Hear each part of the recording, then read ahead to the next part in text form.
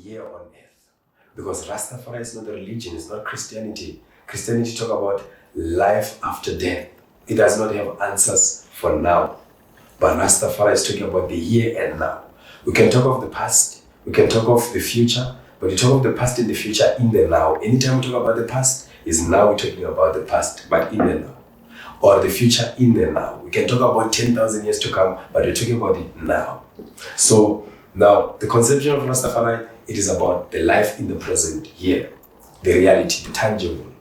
The Almighty is a supreme being. The Almighty is not a deity. It's not just a conception that has no face. The Bible itself shows that the God without a flesh is a doctrine of the Antichrist. He said, beloved, believe not every spirit, but try the spirit of the Almighty. Any spirit that confesses that he came in the flesh is the spirit of the Almighty. But anyone that does not confess of God with the flesh is a doctrine of the Antichrist. So now, these are misconceptions within. I met some elder in Ethiopia who said His Majesty is not the Almighty because His Majesty shave. And also because His Majesty have a woman. But you see, this is anthropomorphy. Man create God in his mind, in his concept. You see, they say God created man in his image and likeness. It's nothing like that. God is a concept. Man created his own God, his imaginary God. That in his own imaginations, men decide how God look like or how God should look like. That his God should be tall, should be like this and be like that. When he have to see the fullness of Haile Selassie, he cannot accept. Because his concept of God, his misconception of God, does not measure with the real concept of who the Almighty is. So these are varieties and ranges of misconceptions that while you try to conceive the Most High without a proper conception of Rastafari, everything in the society, it is directed. Rastafari also have a way that it is directed, that Rastafari, it is to see the God in man. Religion is to see the God out of man. So you can, if you are into the religion, you see the God out of man. Someone will live high up in the sky. But if you are within the Rastafari, you are bound or you are encouraged or you are persuaded to see the God in man. The fullness of God is man. That is why His Majesty is the Almighty. And the other misconception is that within Rasta they say, me now will send my children to hospital. Send my children to clinic. Yes. What do you say to misconceptions like that? Just a way forward for I and Rasta within the Rasta. Well, we know Rastafari is centered around His Majesty Emperor Haile Selassie. We look upon His Majesty as a perfect man and a perfect God. So in the perfection of His works, His Majesty established hospitals in Ethiopia. Hospitals, according to how we know hospitals, not buildings full of herbs, buildings with drips and hospitals, medicine, pharmaceutical medicine, tablets, He built that out of His wisdom. He built hospitals in Ethiopia. So if the high, wise, all-knowing Haile Selassie could do this for us, and then we come up in this time and so we can't send children to hospital.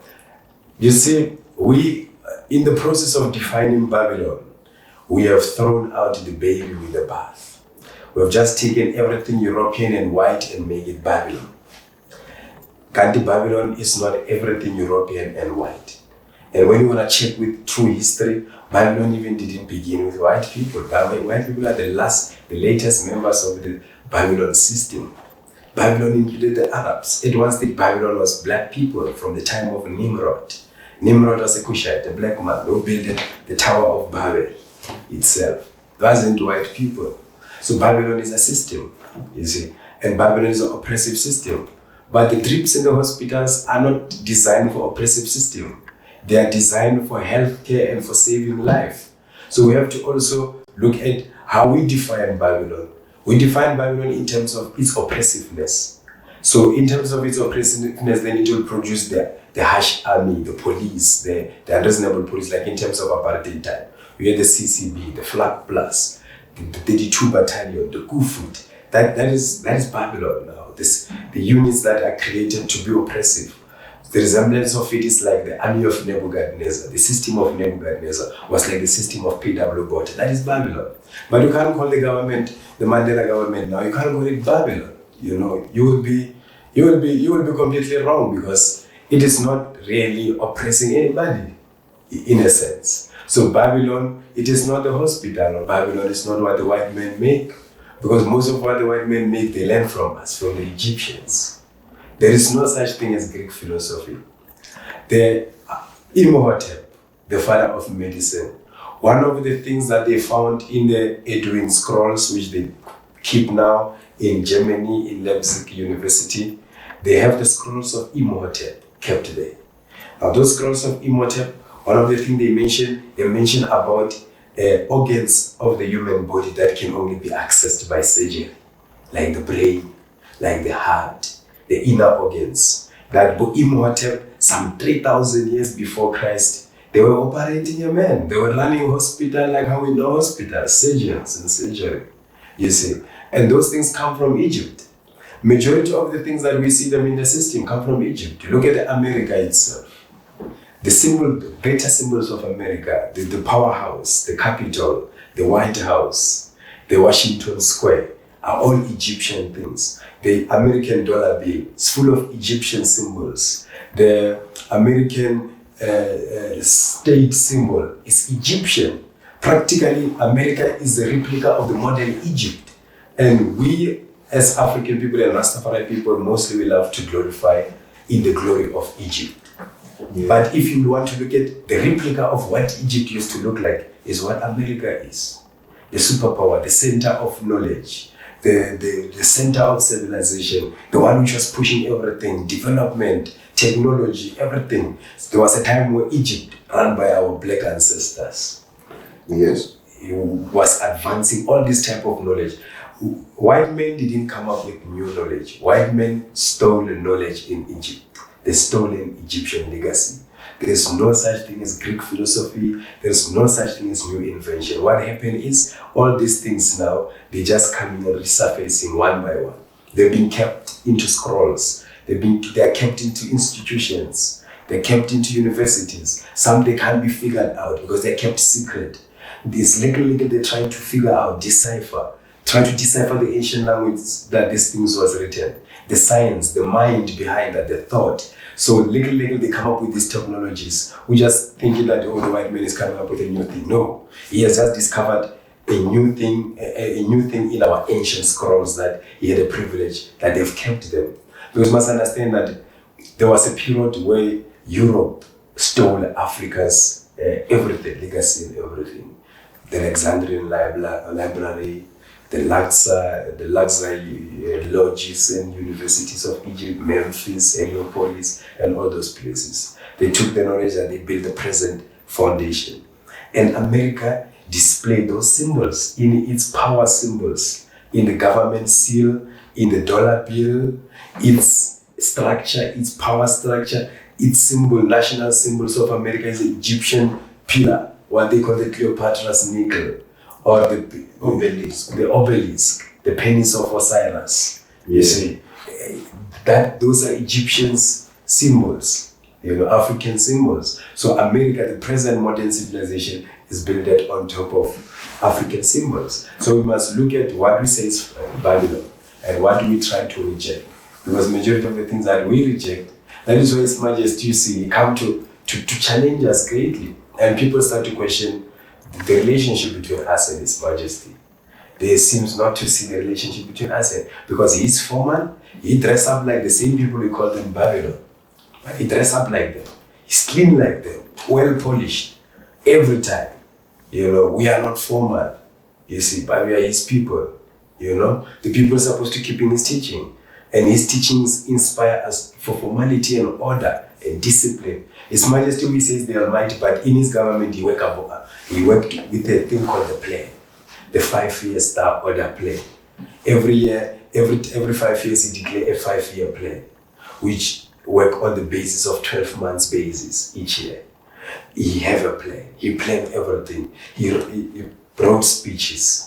He organized speeches, even if he can talk everything, because we understand that the Almighty is all-knowing. He can always talk without making a speech. but he prepared everything. He made actually the constitution the first king to order the society, to create this constitution for it. He demonstrated an order for us in many ways. In many, many ways. An order in such a way that we refuse it today. We say it is Babylon. His Majesty's type of material and books that he was reading. If you read his life, reign, and character in the book called The Mission, written by Hans Wilhelm Locke, he talked about the type of books that His Majesty was reading. The Prince, Niccolo Machiavelli, Frederick the Great, Thomas Aquinas, Voltaire, Napoleon Bonaparte, you see, Akempis. These are the people that our elders will call them dangerous Babylon material for I and I not to read. But these are the things that our king was reading. You see, because knowledge is broad and knowledge is power. So there are a lot of things, and this are misconception too, because now His Majesty, we're missing the conception of what His Majesty is to us and order. The most organized black man, His Majesty was elected the best dressed king in the world 3 times. Yeah, man. Best dressed man in the world 3 times. Best dressed. Yeah, you never see him informal, never. Even from his childhood photos.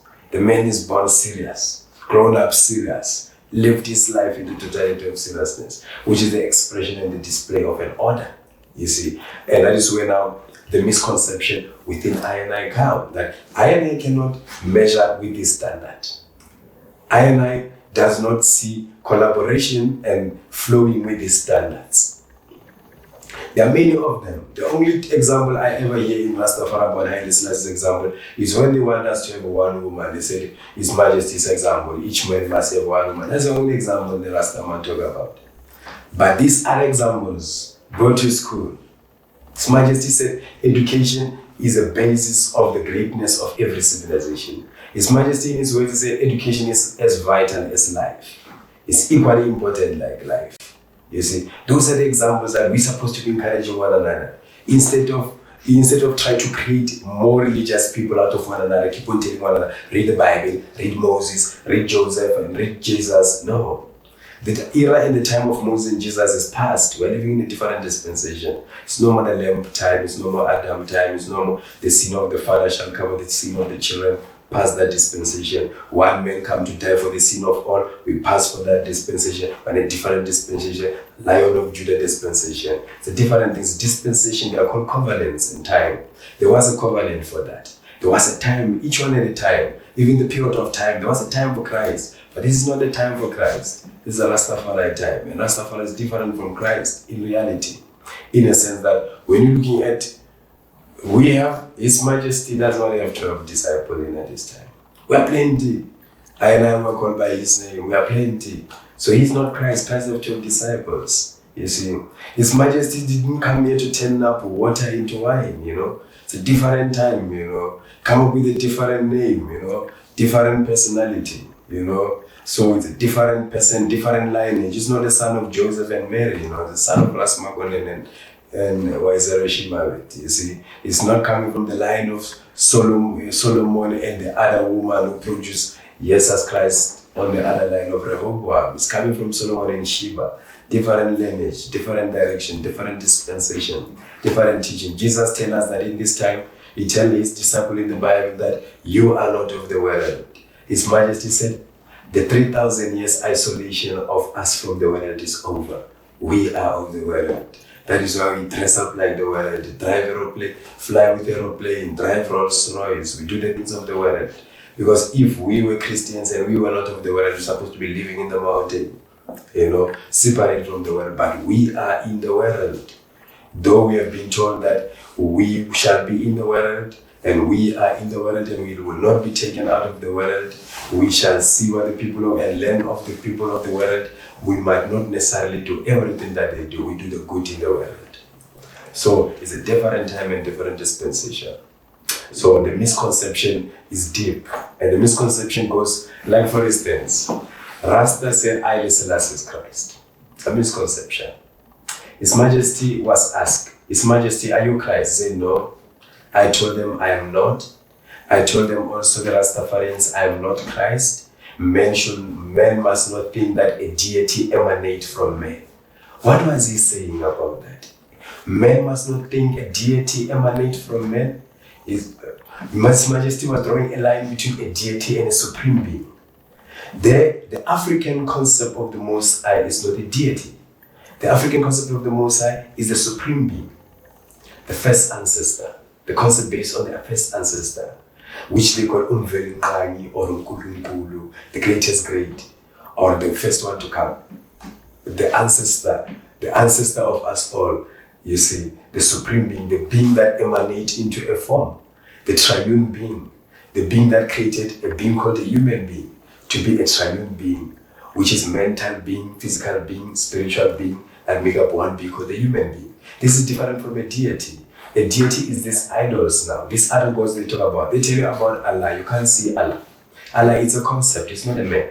You know, it has no personality. You can't see that. There's no face. There's no face. They tell about Jehovah. There's nobody who ever walked the earth called Jehovah. He has no birthday. He has no reference point. It's not a reality. They tell you this is the unseen God.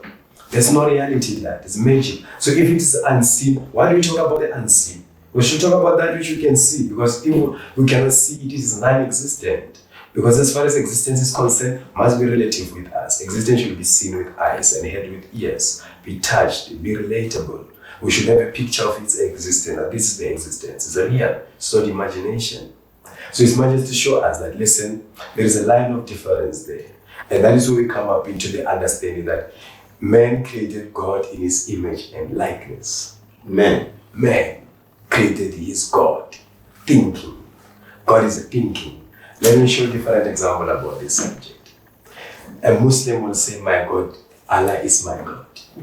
A Krishna will say, Krishna is my God. A Buddhist will say, Buddha is my God. A black man will say, Mudimu is my God. Rama said, is my God. What is that? It's all God, but it's different personalities, it's different deities, it's different ideas about them, but all are sharing common thing, God. Because God is what? It's a concept of divinity. But God, where it originated, G-O-D, it originated from the Norse. It means Goma Ozduba. As Goma Ozduba that comes from the Norse, it is a mythical spirit, it's a spirit within the mythical and the mythological and the pagan worship system of the Norse. The Norse is some North Europeans, relatives of the Scandinavians, same group of people. Now, in their mythology, the spirits in their mythology, they refer to them as God. Now, this God was used and brought into the English language when the Bible was translated into English. But in the Bible, before the Bible was translated into English, they never used the word God. And the word God does not refer to a singular being, or the one God, or the monotheistic God that the Bible proclaims, that the God of the Bible is one, the monotheistic. God is the spirits, group of the spirits in the mythologies of the Norse and the Scandinavian. These spirits, when they're called collectively together, they're called Goma Ozduba, G-O-D, God. Now, God is a concept. Now, this concept, when they come to write it down, when the white man took off his own concept, you write it with capital letter G, capital letter O, capital letter D. When you write about the one that he respects lesser than himself, is capital letter G, small letter O, small letter D. When you talk about me and you, the black people, is small letter G, small letter O, small letter D. Is God written in three ways but spoken in one way? Because God is a concept. Understand me? It has no direction. It's a conception. It comes from the mind of man. It's man who created that. It's anthropomorphic. It is man attributing human attributes or his own attributes to the Almighty. So that is a God, and God is a concept. But Rastafari is not a concept. The supreme personality is the emperor of Ethiopia, is the king of kings, is a personality. And the personality that when the prophet of old, they look upon the heavens and look upon the Most High, they always see the man above as the king of kings, hair like wool, skin like burnt, you know, yes, eyes like flame of fire, afro-headed God, not even a dreadlock God, you know, afro-headed, hair like wool, some serious afro-head. So we don't expect to see the emperor with dreadlocks, because no vision talk of the Most High with dreadlocks. Rather, they talk of the Most High with afro-headed hair. So now the other misconception is when we draw His Majesty, we try to draw him with dreadlocks at the 12th disciple. It's a misconception. Haile Selassie never had dreadlocks. So we're making it our own imaginary Haile Selassie now. So you have the two type of Haile Selassie now. Haile Selassie, the King of Kings of Ethiopia, and Haile Selassie, the imaginary one who exists in our mind, That when we draw him with dreadlocks. We imagine